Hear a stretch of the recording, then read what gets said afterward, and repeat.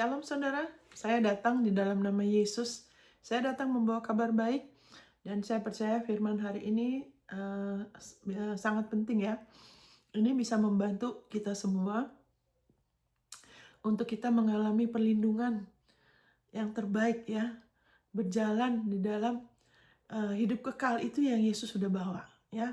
Di dalam nama Yesus saya berdoa, Roh Kudus terangi kami semua supaya kami lebih lagi diteguhkan di atas anugerah kebenaran itu yang luar biasa, yang sangat berharga dan kekal dalam nama Yesus. Amin. Amin saudara. Terakhir kita bicara bagaimana Yesus ya kan bisa menjadi batu sandungan bagi orang yang tidak percaya kepada Dia sebagai kebenarannya, kelayakannya di hadapan Allah, atau batu penjuru bagi yang percaya. Amin saudara. Saya berdoa supaya saudara dan saya kita terus percaya kepada Dia, bukan hanya sebagai penyembuh, ya kan, pelindung, tapi juga nomor satu memang Dia punya atribut itu semua ya. Tapi nomor satu Dia Yesus Kristus sebagai anugerah kebenarannya kita, sebagai kelayakannya kita di hadapan Allah. Amin saudara. Dan kalau kita terus mau rela percaya, merendahkan diri kita, bahwa kita dari perbuatan benar kita sendiri, kita tidak akan pernah bisa dilayakan. Amin saudara. Hanya karena ketaatan Yesus Kristus yang sempurna, hanya karena Dia sudah menggenapi hukum Taurat buat kita. Itu sebabnya kita bisa ya kan dibenarkan di hadapan Allah dan itu kekal. Ya saudara, jadi kita langsung saja ya. Ini luar biasa kalau saudara Nazal kita mau lebih lagi diteguhkan. Ini menolong kita dapat mengalami perlindungan yang luar biasa, pemulihan, restorasi, banyak hal-hal baik yang Dia sudah tebus buat kita ya saudara ya. Kita lihat di sini langsung saja dari Yohanes 17. Yohanes 17 ayat 3 saudara. Thank you Lord Jesus. Thank you Lord Jesus. Ini adalah definisi yang Yesus beri mengenai hidup kekal. Karena beberapa orang punya konsep yang beda-beda mengenai hidup kekal. Ya kan di sini dikatakan inilah hidup yang kekal itu. Yaitu bahwa mereka mengenal Engkau satu-satunya Allah yang benar dan mengenal Yesus Kristus yang telah Engkau utus. Inilah hidup kekal itu. Jadi bukan hanya hidup kekal, iya nanti hidup kekal kita hidup selamanya nanti masuk surga. Itu bukan hanya itu, walaupun itu bagian itu. Tapi ini definisi sesuai kebenaran. Ya hidup kekal ialah apa? Mengenal Engkau, satu-satunya Allah yang hidup dan benar. Dan putranya yang Kau utus. Jadi itulah hidup yang Yesus bawa. Yaitu Dia mau kita hidup bergaul dengan Allah dan putranya. Amin. Itu sesuatu yang Yesus bawa dan Dia menyediakannya di dalam segala kelimpahan. Amin saudara. Jadi mari mulai hari ini kita perbarui pikiran kita. Kita tidak lagi punya konsep yang sempit bahwa hidup kekal itu hanya sekedar hidup selamanya. Karena semua orang ini kalau orang itu sudah berpindah dari tubuhnya, orang bilangnya meninggal. Kalau kita anak Tuhan, kalau kita sudah mengerti, kita bilangnya tidur. Kita ganti lokasi. Amin sampai dapat tubuh yang baru ya. Jadi itu rohnya akan tetap ada saudara. Punya hidup kekal atau tidak, rohnya tetap ada. Cuman kalau dia belum dihidupkan kembali, dia akan pisah dari Allah. Gitu ya. Nah kita yang Yesus sudah datang membawa hidupnya Allah. Zoe, yaitu apa? Hidup mengenal Dia yang benar dan putranya. Amin saudara. Dan dalam hidup kekal itu, salah satunya yang Yesus lakukan untuk kita bisa berjalan di dalam hidup kekal itu ialah apa? Dia telah datang juga menggenapi hukum Taurat buat kita. Ya kan?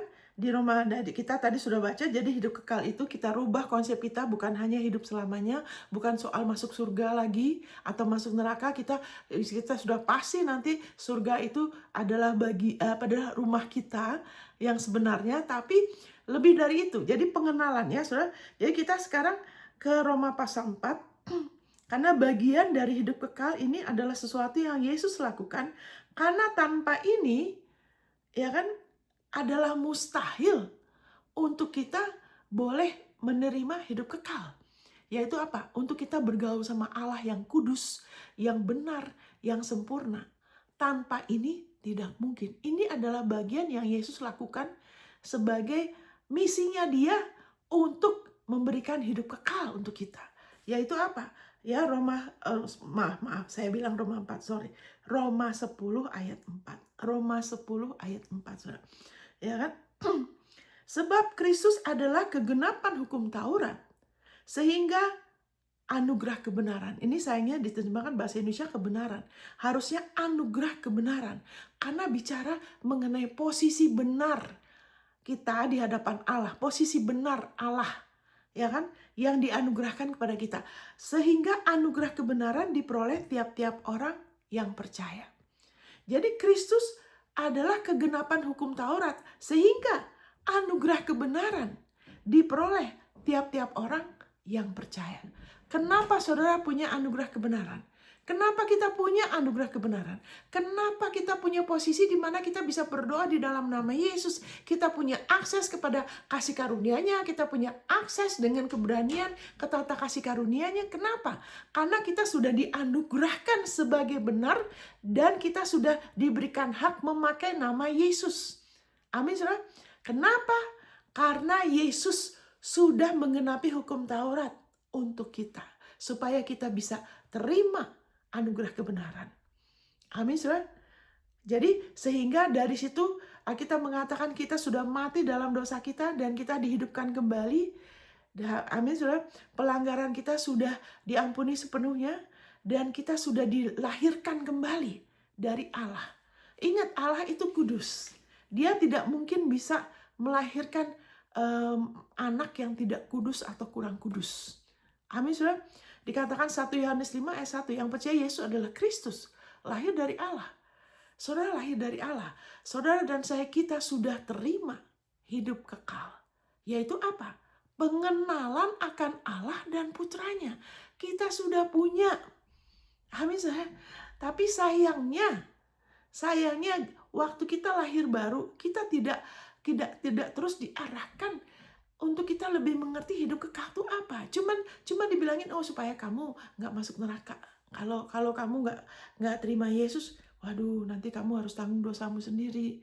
Kamu bakal masuk neraka. Kamu nggak punya hidup kekal. Nah, tapi lebih dari itu. Waktu kita terima Yesus, kita terima hidup kekal. Ingat, hidup kekal itu mengenal Allah loh. Berarti sebetulnya kita bisa hidup bergaul sama Dia. Kita bisa hidup bergaul sama Yesus, sama Bapa dan putranya Yesus. Kita bisa lebih mengerti Yesus bikin apa sehingga kita lebih lagi dengan leluasa bergaul sama Bapa kita. Kita nggak lagi menghampiri Dia, ya kan, dengan berbagai cara. Kita berusaha begini dan begitu, ya kan, supaya Dia membenarkan kita lagi seolah-olah, ya kan, kita belum dapat hidup kekal. Kita sudah punya hidup kekal, saudara. Kita hanya perlu berjalan di dalamnya. Nah, saya berikan contoh ya. Makanya ini salah satu kebenaran yang kita harus rela masuk dalam diri kita dan kita perbarui pikiran kita bahwa saya memiliki anugerah kebenaran bukan berdasarkan ketaatan saya sendiri karena melakukan hukum Taurat. Tidak. Saya memiliki anugerah kebenaran, yaitu saya dibenarkan di hadapan Allah. Berarti Allah tidak ingat-ingat kesalahan saya lagi. Itu sudah dihapuskan total oleh darah Yesus. Amin, saudara. Dia tidak akan ungkit-ungkit kesalahan saya lagi. Kenapa? Karena Yesus Kristus sudah menggenapi hukum Taurat buat saya. Saya, saudara dan saya, kita perlu terus-menerus sadar, hidup dengan kesadaran sampai Yesus datang lagi, saudara. Karena anugerah kebenaran ini adalah berdasarkan iman. Maksudnya begini ya, secara roh kita sudah dibenarkan, ya kan, selamanya. Waktu kita terima Yesus, kita sudah lahir baru. Secara roh kita sudah jadi satu sama Dia selamanya. Tapi kenapa maksudnya dengan iman? Berarti kita harus mau ngakuin lagi. Sebab kebenaran iman tuh berbicara, mengakuin lagi. Kita harus dengar lagi, kita harus ingatkan diri lagi, dan kita ngakuin lagi. Karena roh iman tuh berkata-kata. Kenapa banyak anak Tuhan yang kena tipu, sampai mengalami bencana, mati dini. mengalami kecelakaan atau banyak hal yang tidak baik, penderitaan yang Yesus sebetulnya sudah tanggung. Kenapa mengalami lagi? Karena lupa bahwa dosa-dosanya sudah diampunin. Karena lupa kita dibenarkan, kenapa? Bukan karena kitanya yang melakukan hukum Taurat. Karena hukum Taurat salah satunya yang utama, 2 perintah utama ialah apa? Nomor 1, kasihilah Allah Tuhanmu dengan segenap hatimu, dengan segenap jiwamu, dengan segenap kekuatanmu. Itu hukum yang pertama loh. Kenapa banyak lagu-lagu terlalu mendorong kita? Saya mengasihi engkau, saya mengasihi engkau. Kenapa kita mendorong anak-anak muda atau anak-anak kasihin Tuhan, kasihin Tuhan? Karena itu hukum Taurat loh. Padahal sudah dibilang, Yesus sudah menamatkan, dia sudah menggenapin. Padahal firman-Nya bilang, kita sekarang mengasihin, ya kan, karena dia lebih dulu mengasihin kita. Amin, saudara. Dia yang lebih dulu kirimkan Yesus buat kita, untuk menebus kita. Jadi kenapa kita diarahkan lagi kepada hukum Taurat? Padahal itu sudah digenapin.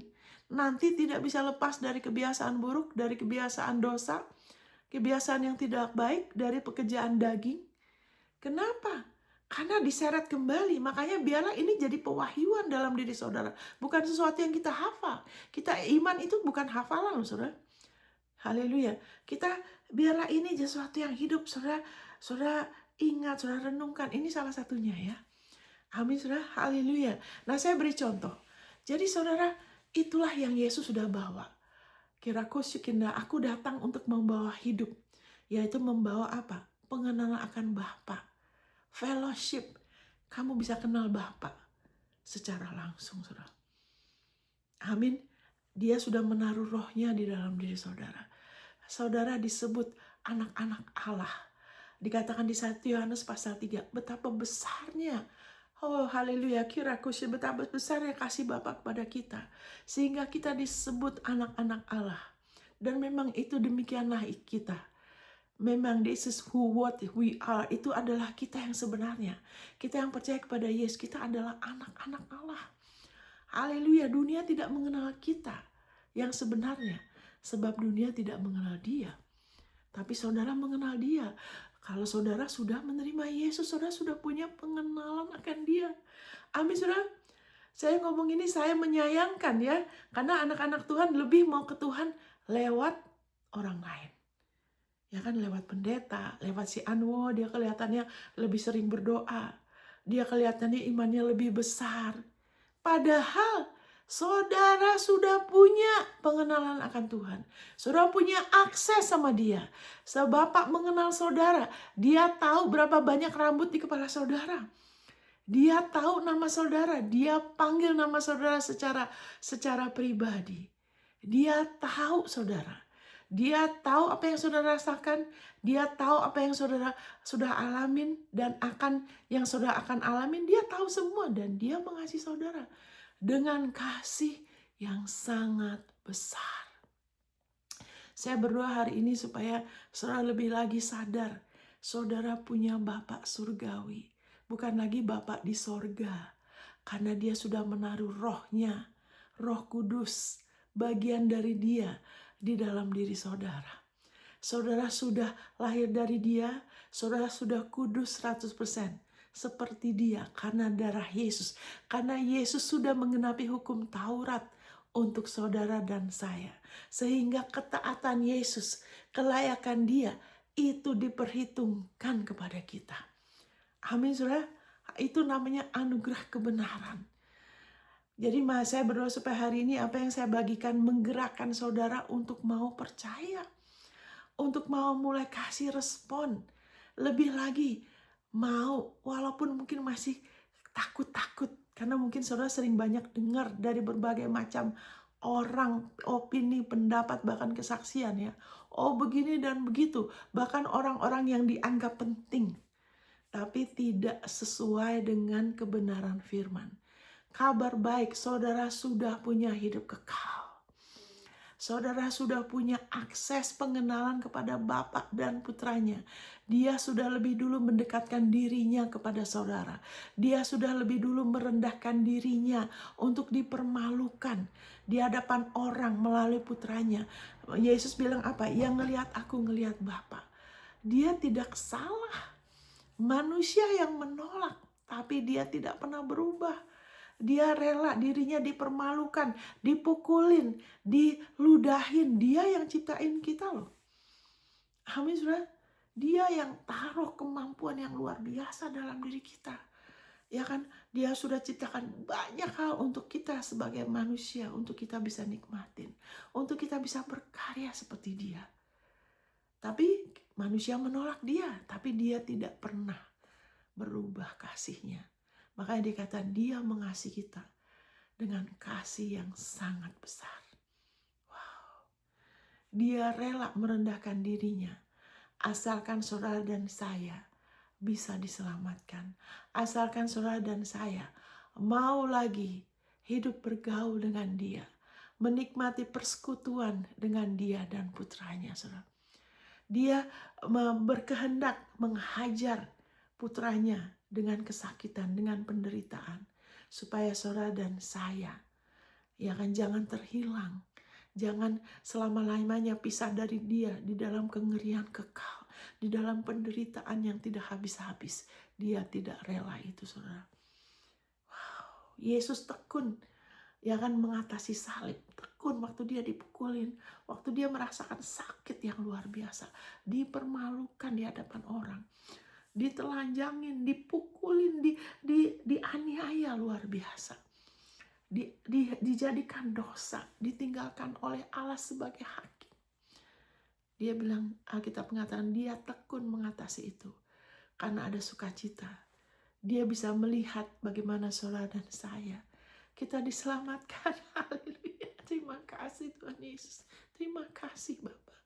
Thank you Lord. Terima kasih Bapa. Haleluya.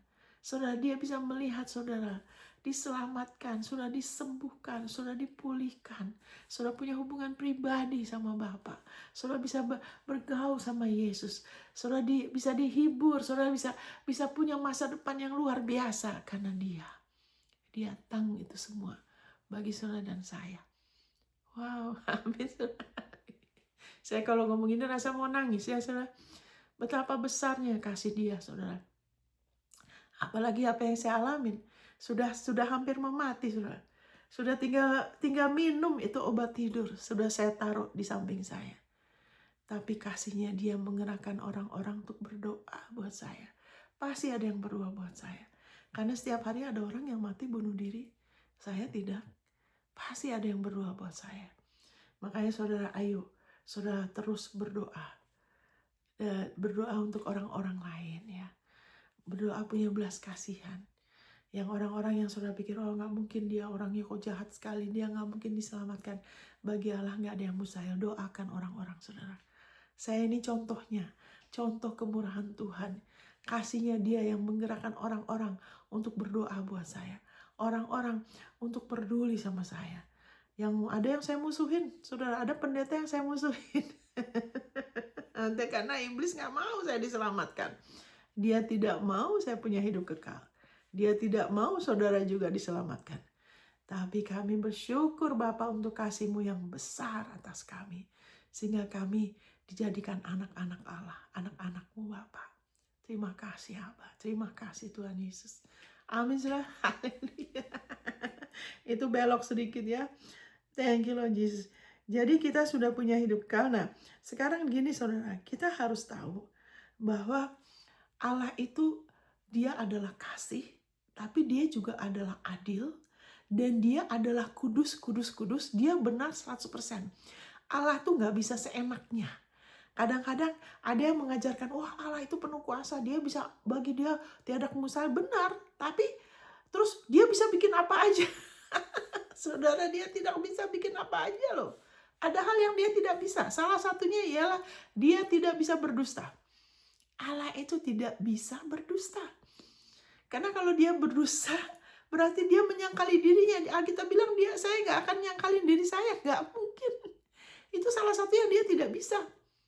Jadi ingatlah, kita jangan izinkan kepercayaan yang salah ya.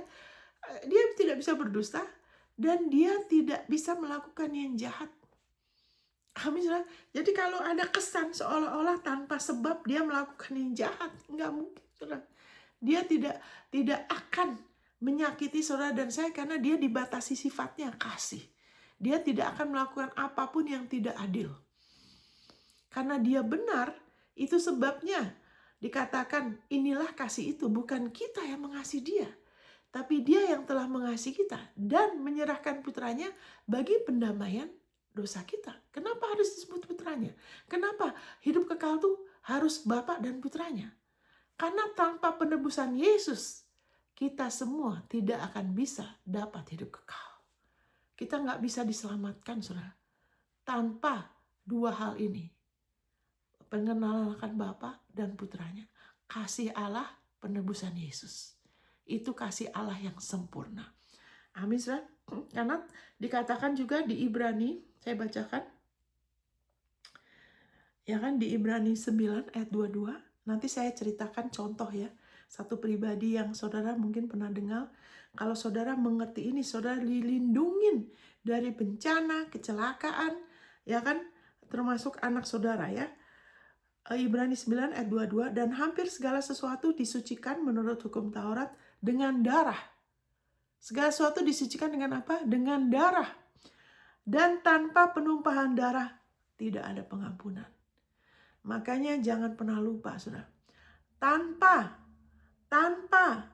penumpahan darah tidak ada pengampunan. Jadi biarlah saudara dan saya hidup dengan kesadaran hubungan kita dengan Dia itu melalui salib, melalui darah, melalui pengampunan dosa. Karena kalau tidak ada darah, tidak ada pengampunan, disitulah iblis berusaha masuk dan membuat kita merasa bersalah dan sebagainya dan sebagainya. Saya berikan satu contoh yang luar biasa, ya, satu contoh yang luar biasa yang kita bisa belajar, ya kan, dari sini, ya kan, kita ke kitab Ayub dari satu pribadi. Ingat saudara tuh sudah anak ya. Saudara sudah, saya sudah anak Allah. Orang tua yang normal, bapak yang baik itu selalu punya rencana buat anak-anaknya kan. Apalagi kalau orang tua itu raja. Ya kan, kayak Raja Philip, dia kan bapaknya Charles. Ya kan? Nah, kalau di dunia kan Elizabeth. Tapi pokoknya bapak yang baik itu selalu, apalagi raja, ya kan, anaknya pangeran, itu mereka selalu punya rencana, punya tujuan, saudara. Tidak mungkin tidak. Atau oke lah, kita sehari-hari kita pasti sebagai orang tua normal itu punya tujuan. Tidak mungkin tidak punya tujuan kan. Dan kita biasanya akan senang sekali kalau anak kita tuh, ya kan, misalnya ada prestasi atau sifatnya baik, kita tuh ada rasa apa, mungkin kalau bukannya bangga tapi rasa bersyukur. Aduh, saya bersyukur anak saya selesai sekolah. Aduh, saya bersyukur anak saya sekarang sudah diterima kerja. Ada sesuatu sebagai orang tua, kita tuh suka bersyukur. Kita suka berbangga yang baik ya. Nah, ini juga kalau kita lihat di cerita mengenai Ayub, banyak yang disesatkan sehingga buka pintu sama iblis untuk bencana loh, saudara. Makanya kalau saudara dengarkan, hati-hati. Saya berdoa supaya ini jadi berkat buat saudara. Saudara dilindungin dari pengertian yang sesat yang iblis pakai untuk mencuri, membunuh, merusakkan. Ingat, Yesus bilang apa? Aku datang, ya kan? Ya kan? Sebelum itu dia bilang ini, pencuri datang untuk mencuri, membunuh, merusakkan. Tapi dia bilang aku datang. Jadi dia memisahkan dirinya dari pencuri. Karena beberapa orang, ya kan, anggap Yesus mencuri.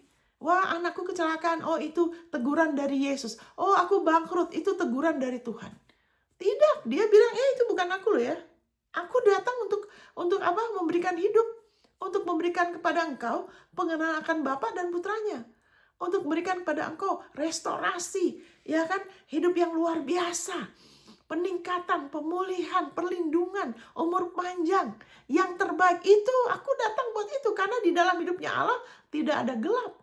Tidak ada maut, saudara. Itu aku datang buat itu. Amin, saudara. Nah, sekarang gini, balik lagi.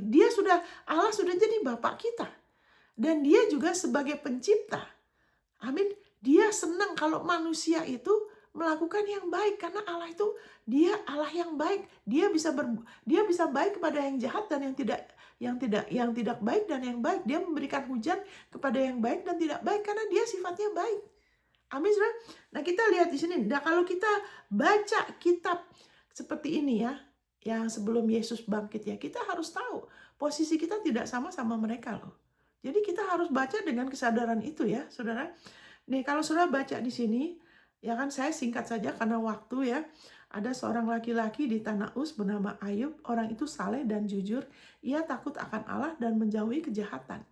Ia mendapat 7 anak laki-laki dan 3 anak perempuan.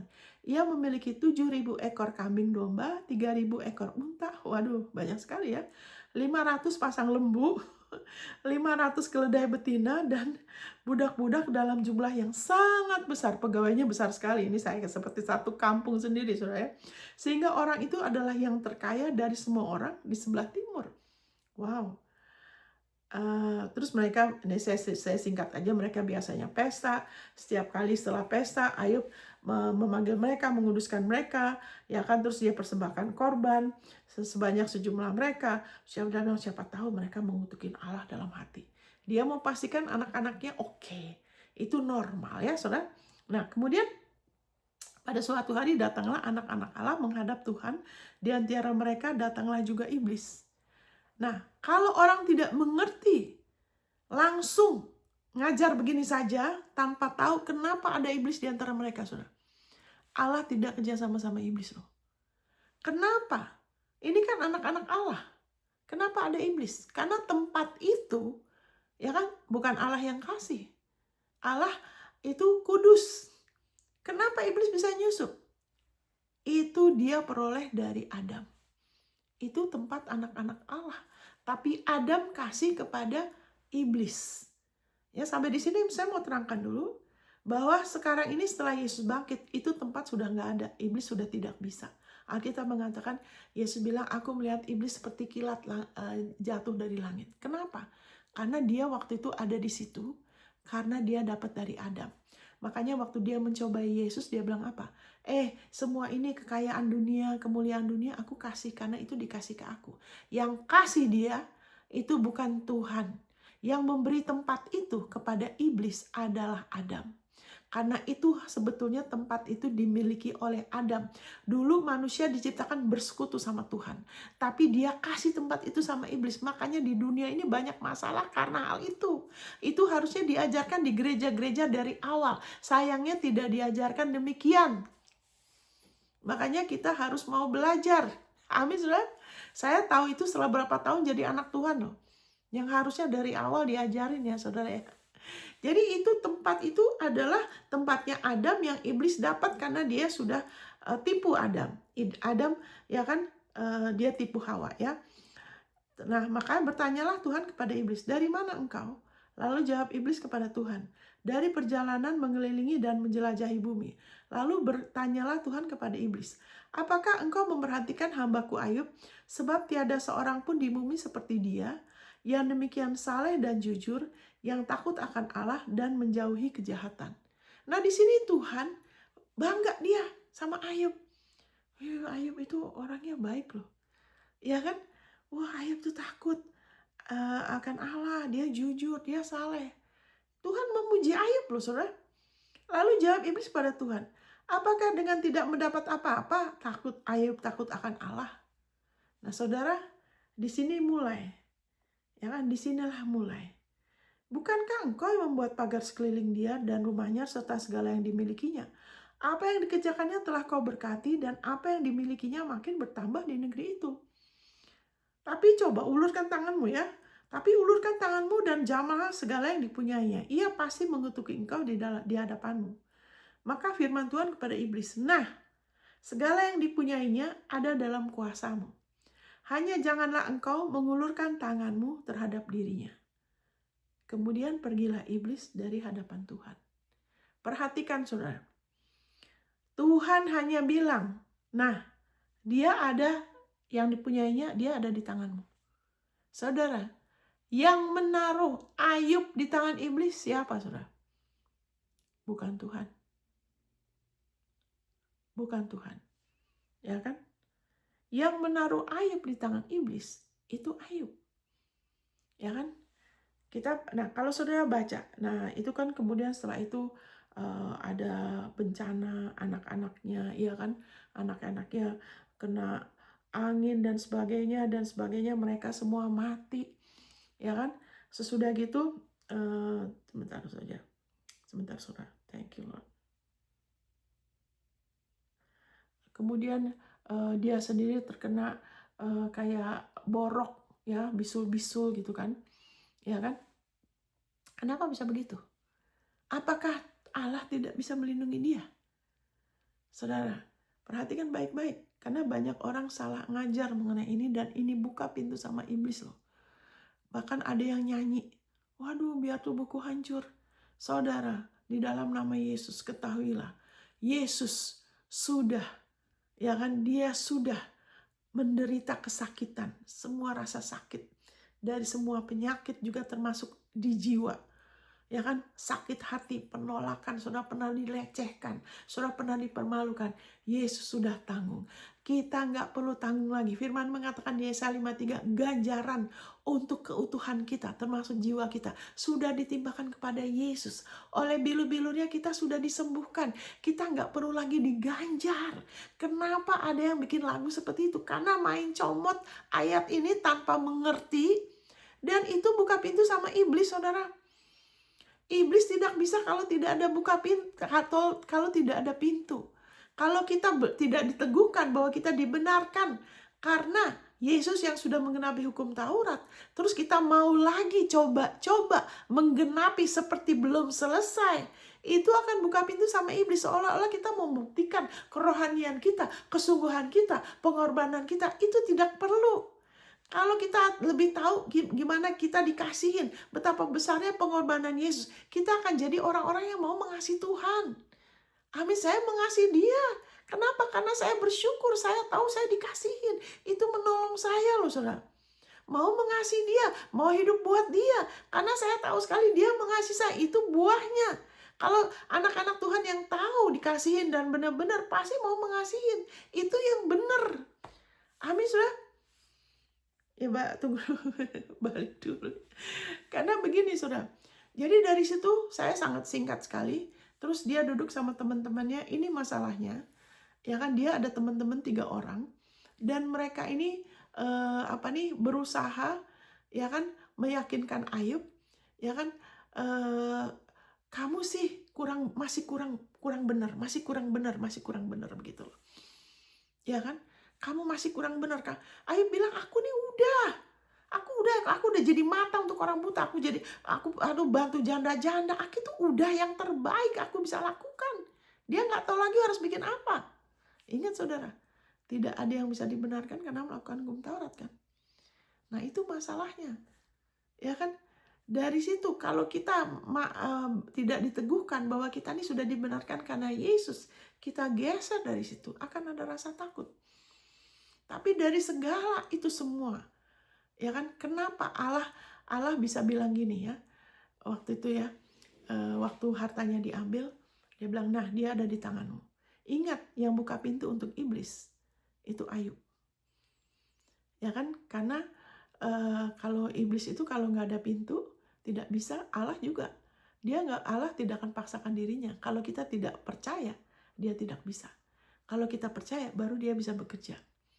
Baru dia bisa, kalau kita percaya, baru kasih karunia-Nya akan efektif dalam hidup kita. Baru kuasanya mengalir. Waktu kita percaya, kuasanya itu tersedia. Kuasa Allah tersedia, saudara. Kita nggak bisa ngontrol Tuhan ya. Dengan kita begini gitu, kita tidak bisa menggerakkan Tuhan. Tapi iman kita kepada Yesus itu menyebabkan penyediaannya, kasih karunia-Nya, penebusannya efektif bekerja dalam hidup kita. Itu pengertian yang benar.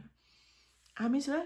Jadi di sini Ayub membuka pintu sama iblis karena dia ada rasa takut. Saat kita ini contohnya, kita sudah anak Tuhan. Ayub waktu itu belum lahir baru. Ya kan, siapapun juga, ya kan, kalau mau membenarkan diri berdasarkan perbuatannya, akan ada rasa takut. Dan rasa takut itu membuka pintu sama iblis. Ini persis yang terjadi. Amin, saudara.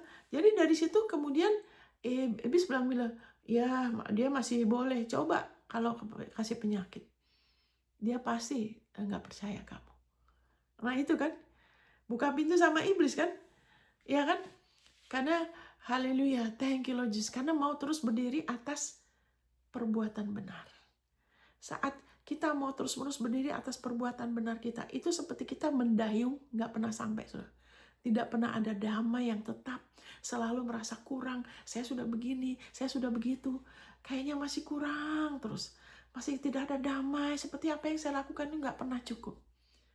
Karena tanpa sadar, kita lupa bahwa kita dibenarkan. Kenapa? Bukan karena kita begini dan begitu. Bukan karena kita berkorban, kita berbuat baik. Bahkan seperti Ayub ini. Ya kan, kita giat. Oh, kita harus pelayanan, harus berkorban, lebih lagi berkorban. Ya kan, makanya banyak perselisihan, saudara. Perselisihan. Kenapa? Tidak akan ada damai. Sampai sekali waktu setelah dia kemudian diserang tubuhnya. Itu ada kemurahan Tuhan ya. Ada Elihu juga yang dia bilang yang benar. Ya kan, Elihu sempat mengatakan bahwa kalau aja ada perantara antara kita dengan Allah, kita akan mengalami restorasi. Nah di sini ya kan, semua ini terjadi sampai sekali Ayub berbicara bukan lagi dari perbuatan benarnya dia mulai berbicara jujur di hati dia. Ya, saya bacakan ini ayatnya. Ini yang buka pintu bagi kemurahan Tuhan.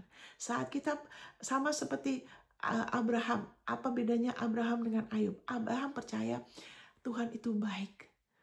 Abraham percaya dia dibenarkan karena Injil, bukan karena perbuatan baiknya dia. Walaupun sifatnya Abraham itu baik, Abraham tuh orangnya sosial. Makanya dia suka bantu, dia nggak suka ribut. Amin. Dia orangnya tidak congkak, dia mau diajar. Abraham itu sifatnya baik. Amin. Tapi dia tidak diselamatkan karena itu. Dia diselamatkan, Abraham dilindungin. Dia diperhitungkan sebagai benar karena dia percaya Injil. Dia percaya kasih karunia, bukan perbuatan atau sifatnya dia yang baik yang menjadikan dia layak loh.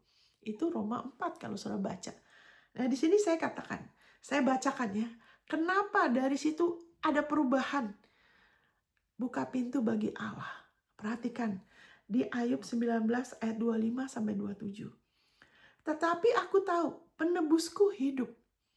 Dan akhirnya ia akan bangkit di atas debu. Juga sesudah kulit tubuhku sangat rusak. Tanpa dagingku pun aku akan melihat Allah. Yang aku sendiri akan melihat memihak kepadaku. Mataku sendiri menyaksikannya dan bukan orang lain. Hati sanubariku merana karena rindu. Jadi maksudnya apa? Di sini Ayub ngakuin, ya biarpun aku sakit, aku akan tetap melihat dia di dalam tubuh. Dengan kata lain, aku gak akan mati. Sebetulnya dia ngomong begitu, saudara. Ya kan? Kalau di sini dikatakan tanpa dagingnya, ini dikatakan sebentar. Ini sebentar saya lihat bahasa Inggrisnya. Kadang terjemahannya suka keliru loh, saudara. Ya kan? Nah ini terjemahannya bukan tanpa daging. Kulitnya dia kan rusak karena diserang dengan borok segala macam. Tapi bahasa Inggrisnya bilang gini, in my flesh I shall see God. Di dalam dagingku aku akan melihat Tuhan. Dengan kata lain, aku akan tetap bisa melihat dia. Amin, saudara. Dan aku percaya dia menebus aku. Nah ini dia. Ini dia yang buat dia tidak binasa. Amin, saudara. Walaupun sudah diserang, waktu dia ngomong begitu, buka pintu sama Tuhan. Buka pintu sama kasih karunia Tuhan. Untuk Tuhan bilang, kamu iblis, kamu gak bisa ambil nyawa dia. Sayangkan nyawanya. Karena Ayub percaya dia tidak akan binasa.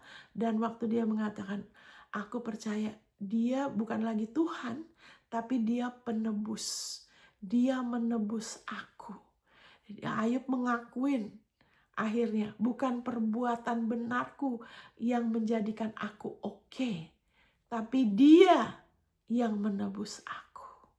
Waktu dia ngomong begitu, dia mengakui, dia merendahkan diri. Bukan lagi perbuatan baikku, bukan perbuatan benarku sendiri untuk dibenarkan di hadapan Allah.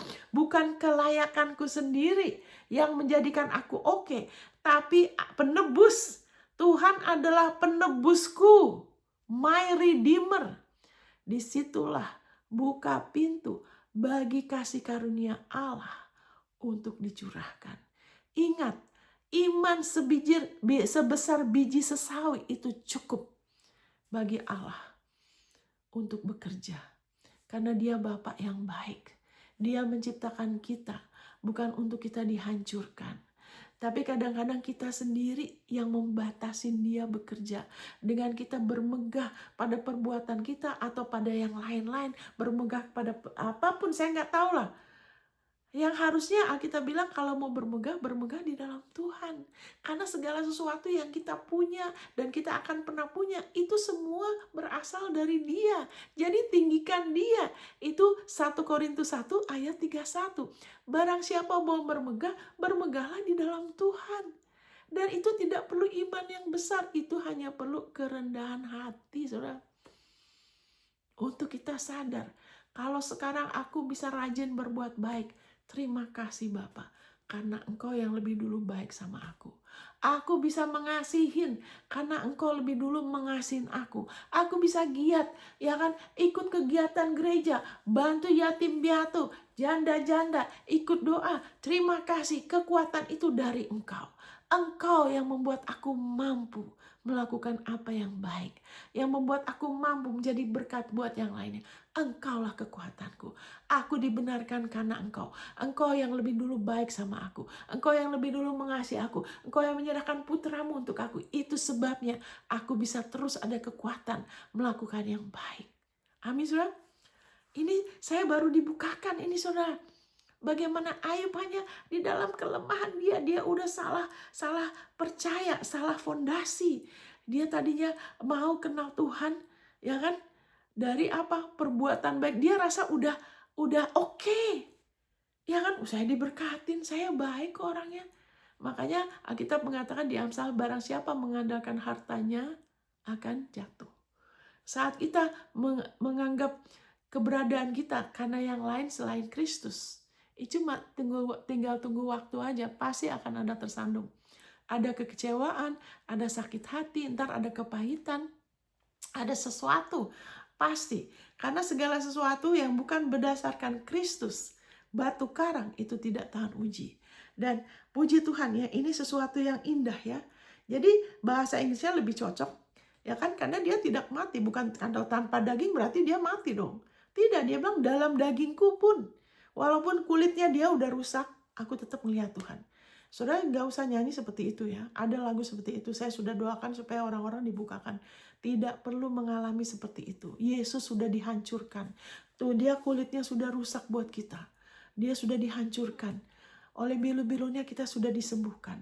Dia mau Yesus dimuliakan dengan kesehatan kita, dengan kesembuhan yang dia sudah beli, bukan dengan kita ngalamin bencana lagi. Itu menjadikan pengorbanan Yesus jadi sia-sia, saudara. Dia sudah tebus, dia sudah bayar dengan harga yang sangat mahal. Terus kita mau tanggung lagi, itu pekerjaan yang sia-sia. Tidak perlu. Saudara, kita terima terus dari Dia. Amin, saudara. Jadi ini sesuatu yang indah di mana Ayub dalam kelemahan dia akhirnya dia sadar. Dia nggak lagi panggil Tuhan, saya sudah begini. Sebelumnya kan dia ngomong, saya begini, saya begitu. Tapi dia panggil penebusku. Itu cukup buat Tuhan. Wow. Kita hanya perlu iman sedikit saja, sekecil aja. Sudah cukup karena kasihnya dia yang besar, saudara. Amin, saudara. Dan ini penyebabnya, kenapa Ayub punya masalah. Saya berdoa supaya kita tidak mengalami yang masalah yang sama karena penyebab yang sama. Saya bacakan ya, saudara. Ayub 42 ayat 5. Setelah itu kan Tuhan berbicara dan sebagainya. Terus Ayub kemudian diam dan terus dia ngomong gini. Terakhir ya di Ayub 42 ayat 5. 5 itu bicara angka kasih karunia. Hanya dari kata orang saja aku mendengar tentang engkau.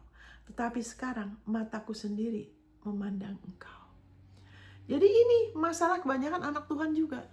Jangan sampai kita punya masalah yang sama gara-gara ini. Hanya dari kata orang saja aku dengar tentang engkau.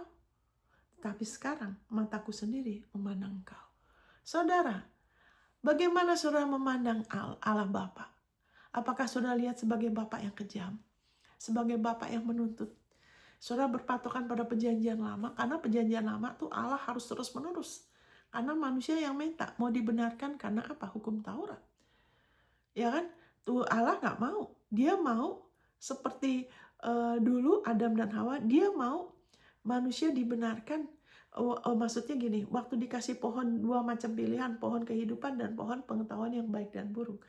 Allah rindu supaya manusia tuh milih dari pohon kehidupan. Amin. Tapi manusia mau jadi Tuhan, ya kan? Nggak mau hubungan sama Tuhan, mau sendiri, ya kan? Sudah diciptakan seperti Tuhan, tapi iblis bohongin. Oh, kamu bisa jadi seperti Tuhan. Tuhan tuh nggak benar-benar, dia ada yang dia tahan dari kamu, dia bohongin kamu. Padahal yang bohong iblis. Adam dan Hawa lebih percaya perkataan iblis daripada Tuhan. Makanya dikatakan kita nih anak, tapi kita juga hamba Kristus. Kenapa hamba Kristus sih? Kenapa disebut hamba Kristus? Di Galatia 2, ya kan? Dikatakan di Kolose 3, ya kan, lakukan segala sesuatu seperti kepada Tuhan. Karena kamu adalah hambanya Kristus Tuhan, kamu hambanya. Kenapa dibilang hamba Kristus? Tapi sama Allah, dia tuh Bapa, kita tuh anak. Tapi kok hamba Kristus maksudnya apa? Karena Kristus adalah kuasa Allah dan hikmat Allah. Kalau kita tidak tunduk kepada kebenaran penebusan Kristus, nanti kena bohong. Dibohongin iblis, saudara. Dibohongin iblis seolah-olah Allah belum tebus. Ya kan, dia tahan kesembuhan dari saudara. Dia yang nahan berkat dari saudara. Dia mau saudara susah terus. Itu tidak begitu loh. Ya kan, makanya kita harus mau tunduk kepada Kristus, kepada penebusan Kristus. Itu maksudnya. Kalau hamba itu kan nggak punya pilihan. Kita tidak punya pilihan antara Kristus dengan iblis. Kalau kita nggak tunduk sama Kristus, kita lagi tunduk sama kebohongan. Lebih baik percaya. Amin, saudara. Jadi hanya dari kata orang saja. Mari saudara, kita sudah punya hidup kekal. Kita sudah punya pengenalan akan Allah. Itu sudah dimulai, kita tahu di hati kita anak dia. Kita tahu, kita nggak ngelihat Yesus disalib. Tapi kita bisa tahu, Yesus itu kebenaran, jalan kebenaran dan hidup. Kita tahu, dia tuh nyata buat kita. Amin, saudara. Sekarang, marilah saudara. Ya kan, kita jangan sia-siakan hidup kekal yang kita sudah miliki. Dengan terus-menerus, ya kan, kalau ada apa-apa lebih ke orang, lebih percaya doa orang lain. Mau minta didoakan tapi nggak berani doa sendiri. Sudah berapa lama jadi anak Tuhan? Sudah punya hidup kekal. Sudah punya akses kepada Bapa. Dia mengasihi saudara. Saudara, dia tahu, sekali lagi saya ulang, berapa banyak rambut di kepala saudara. Ya kan, dia tahu nama saudara, ya kan, yang saudara alami sampai sekecil-kecilnya saudara. Dia tahu sekali dan dia peduli. Dia sudah selalu siap menolong saudara apapun yang mengganggu saudara. Dia rela. Tapi apakah saudara rela datang sama dia? Apakah saudara rela datang sama Yesus untuk mau bergaul sama dia? Untuk mata saudara melihat sendiri. Bukan lagi apa kata Ibu Monica. Bukan lagi kata si pendeta si A, si B. Tapi saudara sendiri mau datang sama dia. Mau datang sama firman kasih karunia-Nya. Mau datang kepada firman-Nya, meneliti. Karena saudara sudah punya hidup kekal. Bagaimana saudara sudah dibenarkan. Saudara sudah dilayakkan. Kolose 1 dikatakan di ayat 12. Terpujilah mengucap syukur pada Allah Bapa Tuhan kita Yesus Kristus. Yang sudah melayakkan kita. Untuk kita mendapat warisan. Ya kan, di dalam kerajaannya. Di dalam kerajaan terang sebagai orang-orang kudusnya. Kita punya warisan. Dia sudah undang kita. Kita sudah dilepaskan dari kuasa gelapan. Jadi nggak usah fokus sama iblis bikin apa. Fokus kepada Yesus. Amin, saudara. Kita sudah dilayakkan. Terus kita sudah dilepaskan. Ya kan, dari kuasa kegelapan kita sudah diboyong, bukan maunya kita. Kita sudah diboyong saking cintanya, saking kasihnya sama kita tuh habis-habisan kita diboyong ke dalam conveyed itu ke dalam kerajaan putranya yang dikasihinya lagi. Dikatakan apa nih? His beloved ya, kerajaan putranya yang dikasihinya. Ya kan, begitu hangat kasih Bapa sama kita, Saudara. Di dalam Dia kita memiliki pengampunan, penebusan kita, yaitu pengampunan dosa. Kenapa disebut lagi pengampunan dosa? Karena tanpa penumpahan darah tidak ada pengampunan dosa. Kita terus-menerus harus ingat, saya punya pengampunan. Saya punya pengampunan. Kenapa? Saat kita keliru lagi, karena jiwa kita masih harus bertumbuh. Kita bisa dengan iman membasuh itu ya. Ini saya mau bagikan sesuatu, jangan sampai saudara tidak dapat ini ya. Saya mau bagikan sebelum sebelum ini saya tutup ya, saudara. Thank you Jesus. Haleluya. Saya mau tutup dengan kita ke Ibrani. Ini sesuatu yang indah ya, saudara ya. Jadi mulai hari ini, saudara, saya berdoa supaya saudara tidak menyia-nyiakan hidup kekal saudara. Saudara punya akses, saudara bisa kenal Dia lebih. Saudara bisa bicara sama Dia, bisa tukar pikiran. Kalau saudara punya masalah bisnis, apalah, ya kan, kadang-kadang saya nggak keberatan doain orang. Tapi sebetulnya orang itu sendiri bisa doa kalau mau.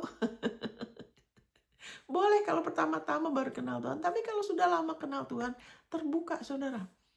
Terbuka saudara. Ya kita nggak bisa terima dari Dia kalau kita datang dengan ketakutan, cuma pura-pura agamawi. Tuhan kok begini dan gitu, padahal hati kita bicara lain. Itu Tuhan itu dari hati ke hati, dari roh. Ya kan? Kadang-kadang itu bukan dalam bentuk suara, saudara. Tapi kita bisa tahu di hati. Mungkin saya nggak tahu apalah, ya kan? Tapi kita bisa komunikasi ya. Dan itu nggak selalu bicara mengenai suara. Ya amin, saudara. Thank you Lord Jesus. Ya, thank you Lord Jesus. Nah, saya bacakan ini sebelum kita tutup ya. Karena kita mempunyai banyak saksi bagaikan awan yang mengelilingi kita. Marilah kita menanggalkan semua beban dan dosa yang begitu merintangi kita. Dan berlomba dengan tekun dalam perlombaan yang diwajibkan bagi kita. Marilah kita melakukannya dengan mata yang tertuju kepada Yesus, yang memimpin kita dalam iman dan yang membawa iman kita itu kepada kesempurnaan.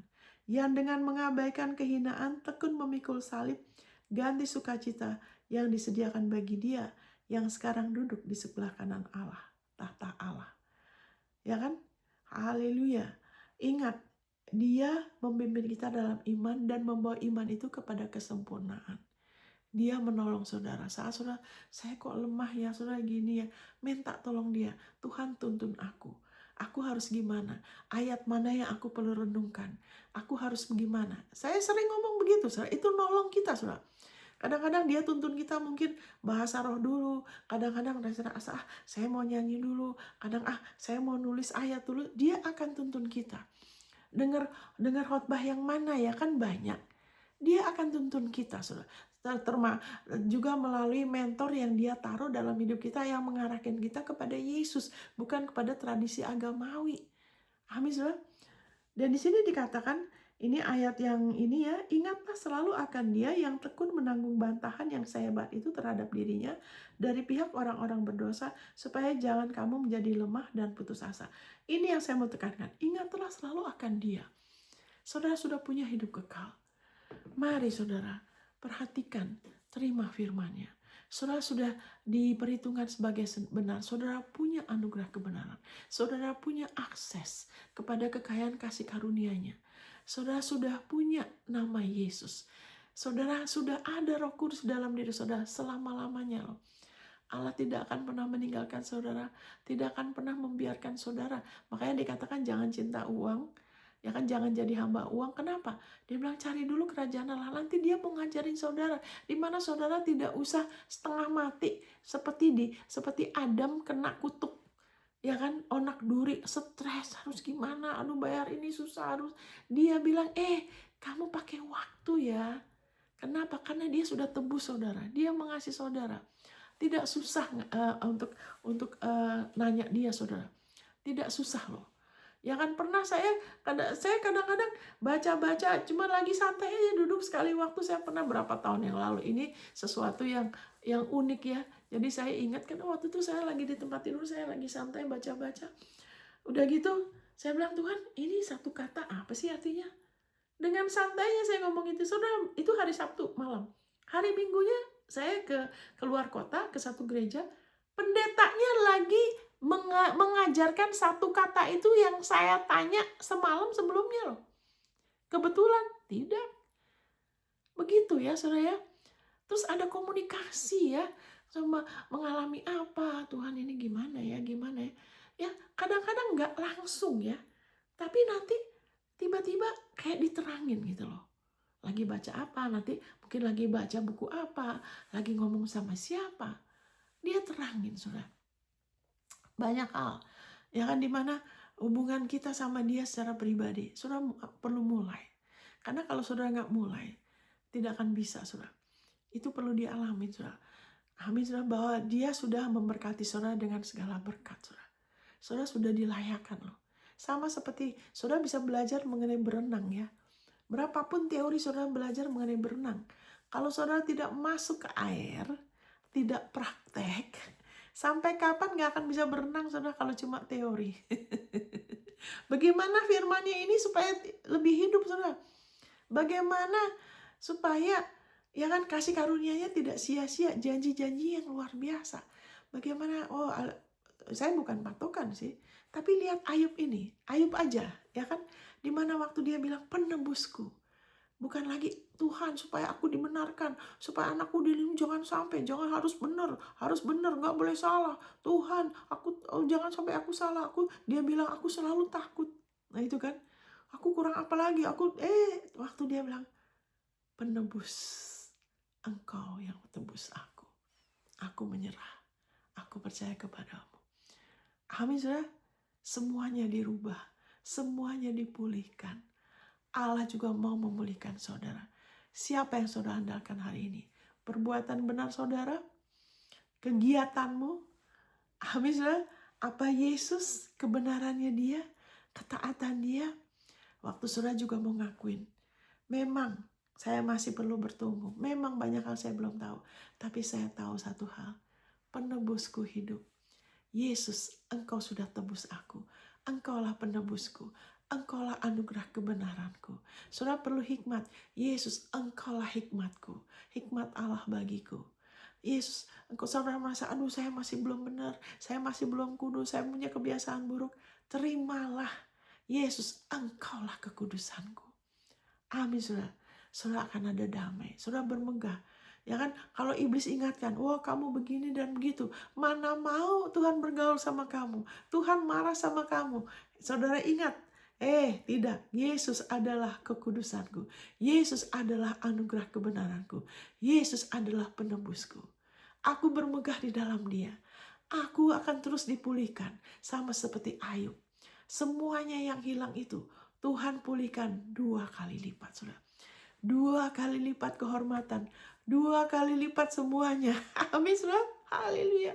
Kenapa? Hanya karena dia rela merendahkan dirinya, dia tidak putus asa. Saudara tidak perlu putus asa. Kenapa? Karena Yesus sudah tanggung. Saya mau bacakan ini ya. Terakhir ya, saudara ya. Haleluya. Ini adalah kehendak Bapa untuk saudara dipulihkan luar biasa. Nah, sebelum itu Ayub juga sempat melepaskan pengampunan kepada orang-orang yang udah salah ngajar ke dia. Saudara, kalau saudara ada sakit hati, kekecewaan, lepaskan pengampunan untuk mereka. Jangan biarkan ada kepahitan, kekecewaan dalam diri saudara. Lepaskan pengampunan. Sebagaimana Allah di dalam Kristus sudah mengampuni saudara. Itu Efesus 4 ayat 32. Bukan dia yang menahan-nahan kebaikan, tidak. Saudara sudah diampunin semuanya. Itu sebabnya Allah sudah lebih dulu mengampuni saudara, saudara mengampunin. Kalau ada yang salah, ada yang sudah marah, benci, lepaskan pengampunan. Karena setelah Ayub berdoa, melepaskan pengampunan, dia sadar, dia dibenarkan. Karena Tuhan yang sudah menebus dia. Tuhan yang baik, Tuhan yang benar, dan kita dibenarkan karena Dia, bukan lagi perbuatan kita. Makanya ingat, perbuatan benar kita tidak akan pernah laku di hadapan Allah tanpa Yesus. Amin, saudara. Jadi di sini dikatakan, haleluya, saya bacakan saudara. Thank you Lord Jesus. Haleluya, saya bacakan di sini. Thank you Lord Jesus. Haleluya. Haleluya. Nih saya singkat aja ya dari ayat 12. Setelah dia berdoa, memberikan persembahan, setelah dia berdoa kemudian thank you Lord, saya baca ayat 10 deh. Setelah dia berdoa buat teman-temannya yang bersalah, makanya kita sesama tubuh Kristus jangan suka menghakimin ya. Jangan suka menghakimin. Kita lebih banyak belajar, kita perlu lebih kerendahan hati, penguasaan diri. Kita jangan pakai pengetahuan kita untuk menghakimin. Tapi kita membawa pendamaian, pemulihan ya. Di ayat 10, lalu Tuhan memulihkan keadaan Ayub setelah ia meminta doa untuk sahabat-sahabatnya. Dan Tuhan memberikan kepada Ayub 2 kali lipat dari segala kepunyaannya dahulu.